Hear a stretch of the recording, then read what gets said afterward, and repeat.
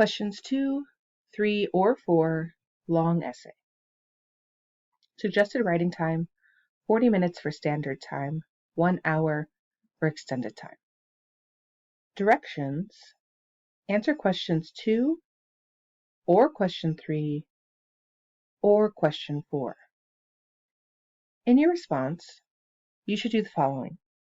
Respond to the prompt with a historically defensible thesis or claim that establishes a line of reasoning. Describe a broader historical context relevant to the prompt.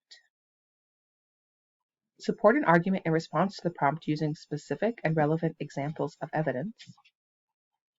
Use historical reasoning, e.g., comparison, causation, continuity, or change over time, to frame or structure an argument that answers the prompt. Use evidence to corroborate, qualify, or modify an argument that answers the prompt. The questions are as follows. Number 2. In the period circa 1200 to 1450, societies in South and Southeast Asia were shaped by various religious traditions such as Hinduism, Buddhism, and Islam. Develop an argument that evaluates the extent to which South or Southeast Asians experience cultural change during this period. Question 3. In the period circa 1450 to 1750, social organization and religious practices in the Americas were shaped by interactions between Europeans, Native Americans, and Africans.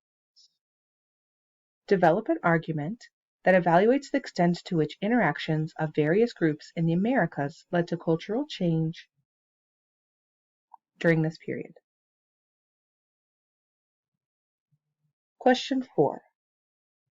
In the late 20th century, various social movements challenged established ideas on a number of social issues such as gender equality, relations between different ethnic groups, and class hierarchies. Develop an argument that evaluates the extent to which rights-based discourse succeeded in bringing about social change during this period. When you finish writing, check your work on section 2 if time permits. Stop. This is the end of the exam. The following instructions apply to the covers of the section 2 booklet. Make sure you have done the following. Apply the label that corresponds to the long essay question you answered as required on the front cover. Completed the identification information as requested on the front and back covers of your section 2 booklet. And check that your AP ID label is on the box on the front cover. Because this is a practice, none of those directions apply.